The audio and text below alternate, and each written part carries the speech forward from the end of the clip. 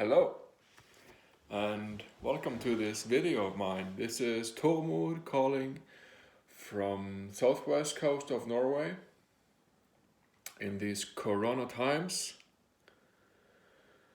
It is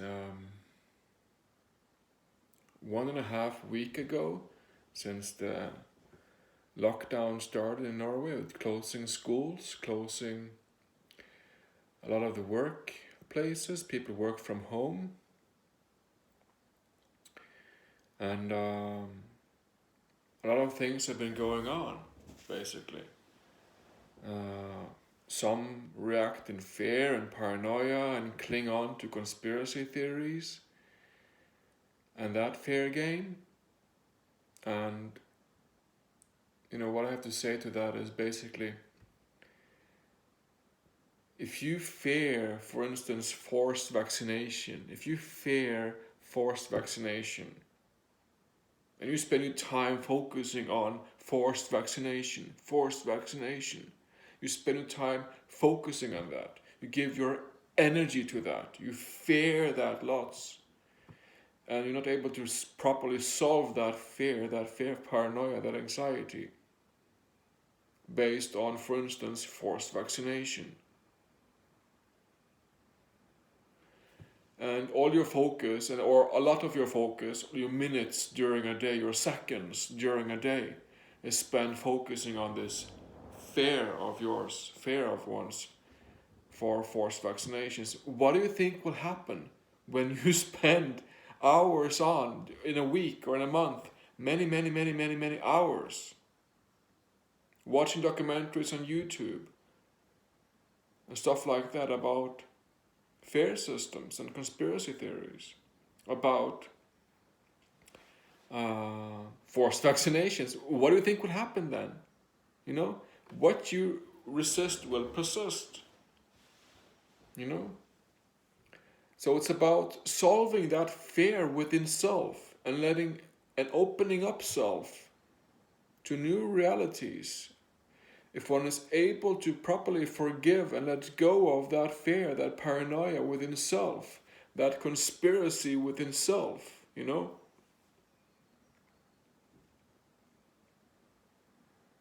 Because if one lives with this fear, this paranoia of forced vaccinations,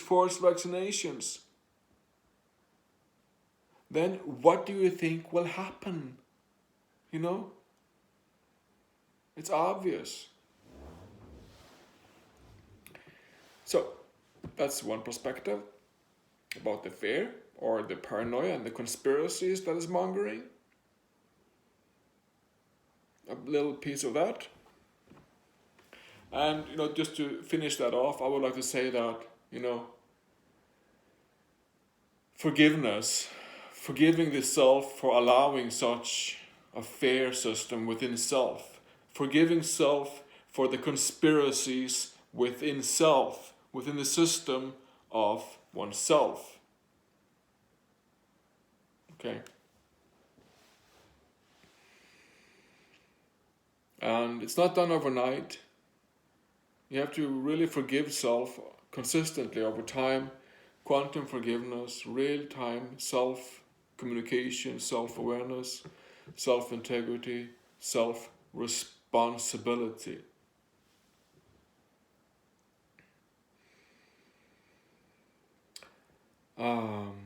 The other thing I would like to talk about a little bit is the concept that some of the elements that are visibly to me now, 1.5 week after the lockdown was started here in Norway, and it's that the markets, the money market, the finance markets, the stock exchange has been going boom down, and many billions and billions and billions and billions of money is disappeared.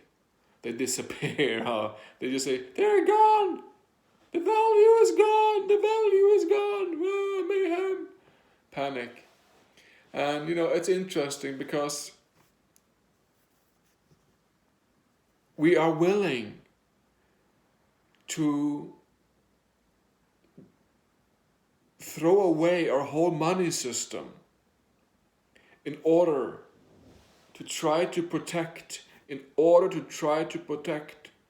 old people, like 80 plus, and people who are sick from before, the weaker among us. Okay? And there are many. And that picture just gives me a deep confidence and appreciation and humbleness, and at the same time vulnerability and grace and all that, because I see that we as humanity, with our world leaders, that you can say a lot about our world leaders and the system they represent, the system they stand upon is skewed, it's wrong, it's sick, it's bad, it's everything, because the democracies of the world are not doing what is best for all, basically. Still, we collectively, with the leaders and so on, choose to just, crash our whole damn money system in order to protect and try to protect people who are old and already sick. And that is quite a perspective, might I add. That is a particular perspective and a very fine fundament. A very fine fundament to bring forth, in these new times we're facing, in this new reality. That we are willing to go to great length to try to protect the weaker elements among us, the weaker individuals among us.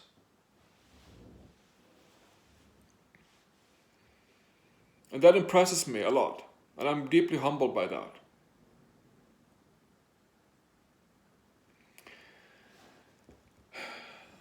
So, these 2 points, the fear system that leads to more fear and all that jazz, that is one perspective. If one chooses that, if one wants to conspire with self and all that. And then what we're willing to do to protect ourselves, for the masses, basically. And then, again, comes the very pivotal, the very pressing point in all of this. The very pressing point in all these 2 prior points, which is the money point. The money point, man. And the solution to all this is that we all need money. Everybody. If you live in Congo, if you live in Egypt, if you live in Russia, if you live in Australia, if you live in China, if you live in Norway, if you live in Argentina, we all need money to live, to breathe. Okay? We all need money. And we all equally need money. So what I'm trying to say is that we should find some pathway that will lead us to a equal money system, a totally new system that serve life, a system that serve to life, instead of having life as the workforce and nature slave to the system. Okay? Which is what we've been having for centuries and for eons of time. We, as the organs, as the flesh, as the nature, the soil, the dirt, and all that, have been slaving to serve the system. Life had been slaving to serve the system, while we should make the system serve life, mankind, and nature. So it's a reversal. It's a total reversal. Okay? And that big idea of a total reversal is very important to take into self, to consider properly.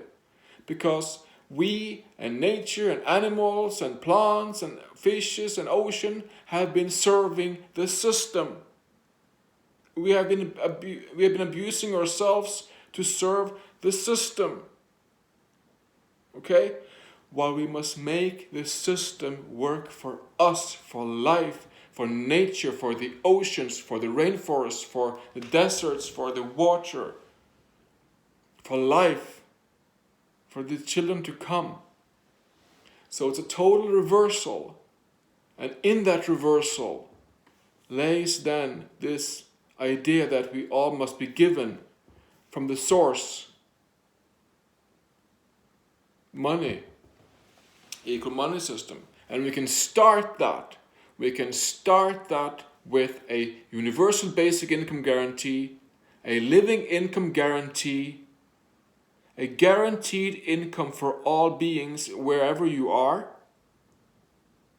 money for all, and we can build on from that.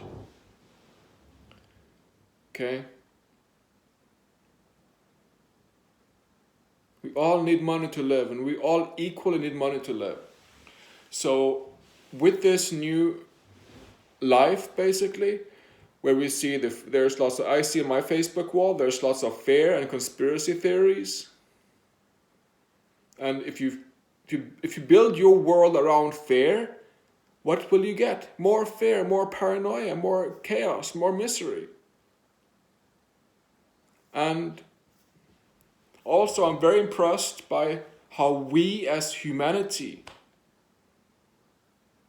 have managed to go to these great lengths to protect the old people and the weaker among us with closing down our system, basically, closing down society, basically.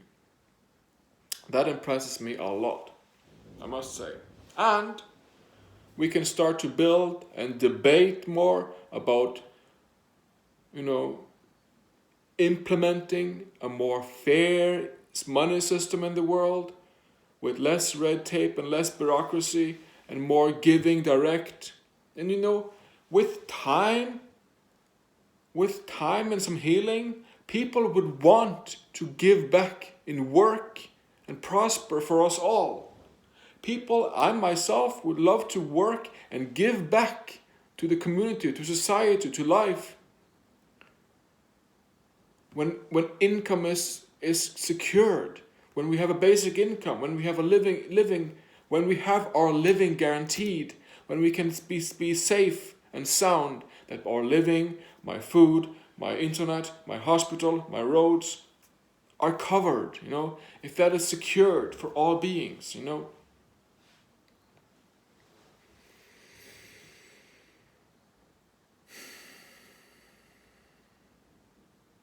So, yeah, those 3 points, my points for today, for you to take back to self, for me to take back to me as well, to write out if there's fears, if there's whatever concern or stuff that I let occupy my upper whatever system that keep my physical enslaving it.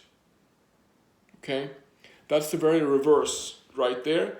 But because the system have been keeping life as a slave on earth, instead of making the system serving life. Have the system as a component that can serve life. Have the mind as a system that can serve life, humanity, nature, the animals, the oceans, all of it. It's underway. Are you with us?